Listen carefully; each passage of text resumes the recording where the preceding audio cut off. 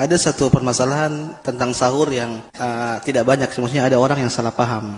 Yaitu hadis Nabi SAW, "Idza sami'a ahadukumun nida wal ina ala yadihi fala yadh'hu hatta yaqdi hajatahu minhu." Dalam hadis Nabi SAW menyebutkan, kalau salah seorang di antara kalian mendengar adzan, kemudian di tangannya ada gelas, maka jangan dia taruh gelasnya sebelum dia selesaikan apa?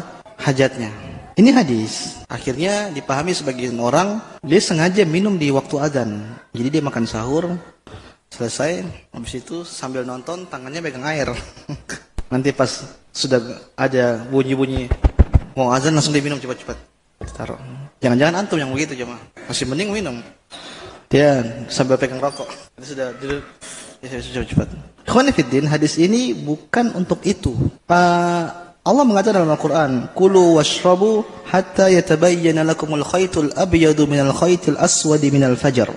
Kata Allah Subhanahu wa taala, makan dan minumlah sampai terbit fajar.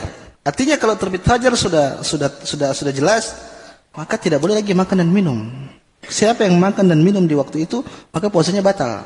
Maka jemaah, barang siapa yang dengan sengaja megang cendol atau megang air, kadang-kadang berdalil dengan hadis tadi, bahwasanya barang siapa yang dengan adzan kemudian ada minuman di tangannya atau ada bejana gelas di tangannya, maka jangan dia taruh sebelum dia selesaikan hajatnya. Kemudian dia praktekkan hadis ini begitu, ini salah jemaah. Kenapa demikian? Hadis ini banyak ditakwil sama para ulama. Yang pertama, takwilan pertama, hadis ini sama sekali tidak berbicara tentang puasa. Kenapa Nabi tidak menyebutkan kalau kalian puasa, sahur, kemudian kalian mendengar apa? Adzan. Enggak, ini secara umum. Artinya kalau kita lagi makan, kemudian adzan, jangan dulu ke masjid, selesaikan dulu makannya. Maka Nabi menyebutkan dalam hadis, la salata bihadratit ta'am. Tidak ada salat kalau makanan sudah siap. Berarti sama sekali tidak ada hubungannya dengan apa? Puasa.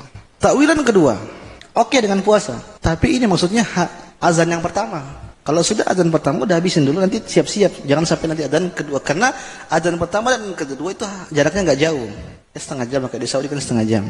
Ada lagi yang menakwil bahwasanya ini kalau kita ragu, misalnya sudah mau adzan, tapi kita tahu ini orang mau adzan salah terus, dia biasanya kecepatan, kalau ada kondisi begitu, maka boleh. Yang keempat kata para ulama, ini rukhsah bagi orang yang benar-benar dibangun kemudian dia minum tiba-tiba azan, maka dia boleh habiskan hajat kemudian ditaruh. Tapi sudah makan sejam sebelumnya kemudian megang-megang air sambil nunggu azan, nah, hati-hati jemaah.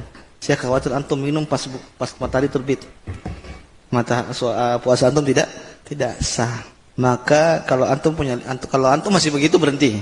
Terus kalau antum lihat teman-teman antum kayak begitu, tegur, kasih tahu, jangan sampai nanti puasa antum tidak sah. Kenapa? Batas makan dan minum itu kalau matahari terbit atau azan lah. Jangan azan kita baru minum.